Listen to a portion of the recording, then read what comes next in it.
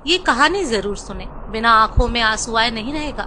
एक मध्यम वर्गीय परिवार के एक लड़के ने 10वीं की परीक्षा 90% अंक प्राप्त किए। पिता मार्कशीट देखकर खुशी खुशी अपनी बीवी को कहा कि बना लीजिए मीठा दलिया, स्कूल की परीक्षा में आपके लाडले को 90% अंक मिले हैं।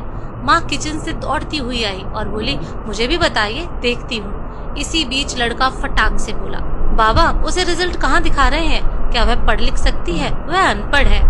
अश्रुपूर्ण आंखों से पल्लू से पहुंचती हुई माँ दलिया बनाने चली गई। ये बात मेरे पिता ने तुरंत देखा, फिर उन्होंने लड़के के कहे हुए वाक्यों में जोड़ा और कहा, हाँ रे, वो भी सच है।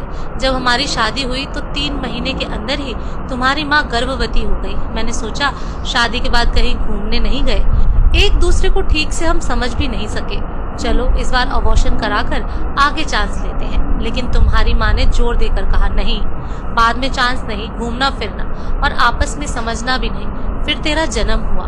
वो अनपढ़ थी ना, जब तू गर्भ में था तो उसे दूध बिल्कुल पसंद नहीं था। उसने आपको स्वस्थ बनाने के लिए हर दिन 9 महीने तक दूध पिया, क्योंकि वो अनपढ़ थी ना। तुझे सुबह 7 बजे स्कूल जाना रहता था, इसलिए उसे सुबह 5 बजे उठकर तुम्हारा मनपसंद नाश्ता और डिब्बा बनाती थी, क्योंकि वो अनपढ़ थी ना। जब तुम रात को पढ़ते पढ़ते सो जाते थे तो वह आकर तुम्हारी कॉपी व किताब बस्ते में भरकर फिर तुम्हारे शरीर पर ओढ़ना से ढक देती थी और उसके बाद सोती थी, क्योंकि वह अनपढ़ थी ना। बचपन में तुम ज्यादातर समय बीमार रहते थे, तब वो रात भर जाग कर वापस जल्दी उठती थी और सुबह का काम पर लग जाती थी, क्योंकि वो अनपढ़ थी ना। तुम्हें ब्रांडेड कपड़े लाने के लिए मेरे पीछे पड़ती थी और खुद सालों तक एक ही साड़ी पर रहती थी, क्योंकि वो अनपढ़ थी ना। बेटा, पढ़े लिखे लोग पहले अपना स्वार्थ और मतलब देखते हैं, लेकिन आपकी माँ ने आज तक कभी नहीं देखा, क्योंकि अशिक्षित थी ना। वो खाना बनाकर और हमें परोसकर कभी कभी खुद खाना भूल जाती थी। इसीलिए मैं गर्व से कहता हूँ कि तुम्हारी माँ अशिक्षित है।